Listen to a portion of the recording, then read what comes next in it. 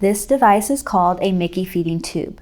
The Mickey is inserted directly into the stomach through a hole called a stoma. The Mickey has an extension that can be removed after medications and feedings. This extension has a white tip where it fits into the Mickey button.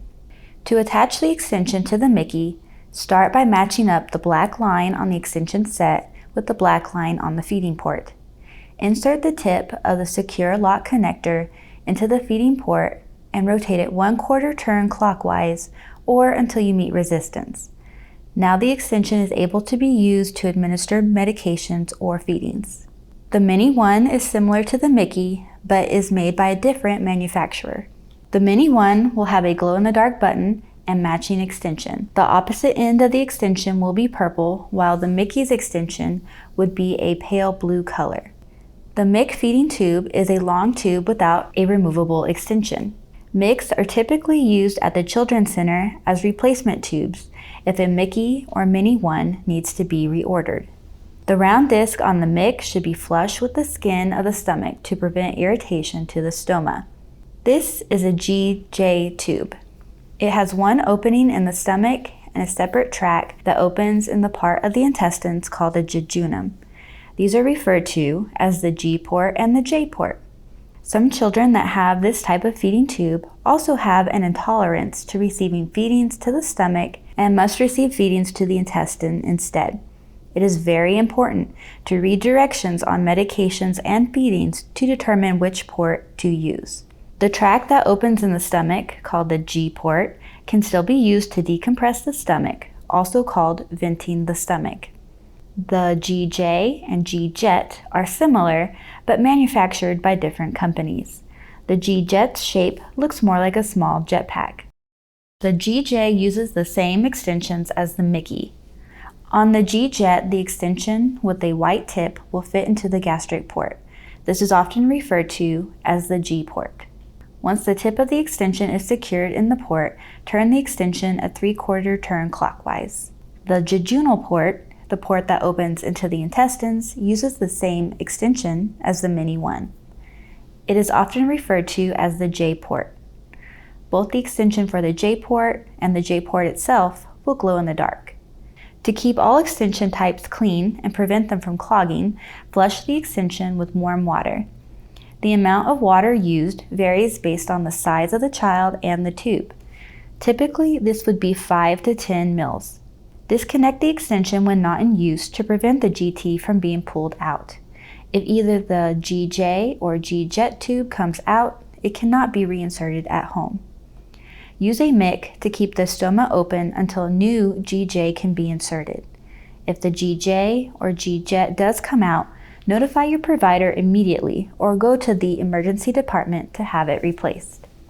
When measuring medications with the syringe, be sure to remove any air in the syringe that may affect the amount of medication given. Measure the amount from the first flat line of the end of the plunger. Do not measure from the pointed tip of the plunger.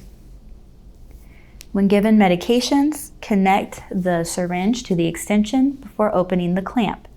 Once the syringe is securely attached, then open the clamp. Push in the medication. Close the clamp between medications to prevent it from flowing back out. After all medications are given, flush with water, then clamp the extension again. Remove the extension when not in use.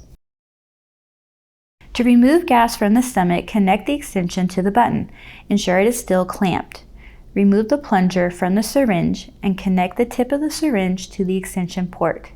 Keep the syringe upright. When you open the clamp, you may hear gas escape. That is the goal. It is okay if formula or stomach contents start to fill up the syringe. You may gently press on the stomach to release any remaining gas bubbles, and once you are done, lift the syringe higher and let the content return to the stomach by gravity. If some formula or stomach contents remain in the syringe, you can insert the plunger and gently push the remainder back into the stomach. Avoid pushing any air back into the stomach. Feeding tubes are anchored in place by a balloon filled with sterile water. The sterile water is added by using the balloon port labeled BAL. The amount of sterile water that is added to the balloon depends on the size of the GT button. Check your manufacturer's recommendations. If the balloon is filled too full, it can burst. If it is not full enough, it can get pulled out. Do not give medications through the balloon port. The water should be clear. If it is cloudy or discolored, then dispose of the old water and add new sterile water using the same technique. Never fill the balloon with air. The water color and amount should be checked weekly or according to the manufacturer's recommendations. If the GT comes out, first check the balloon. If the balloon is broken, then you will need to obtain a new GT to insert. If the balloon is unbroken, remove the remaining sterile water, if present, and prepare to reinsert the gastric tube. Lubricate the end of the GT. If you still have the guide wire from your kit, insert it at this time, although the guide wire may not be included in all kits. Gently insert the GT into the stoma. Use a new syringe with fresh sterile water to reinflate the balloon.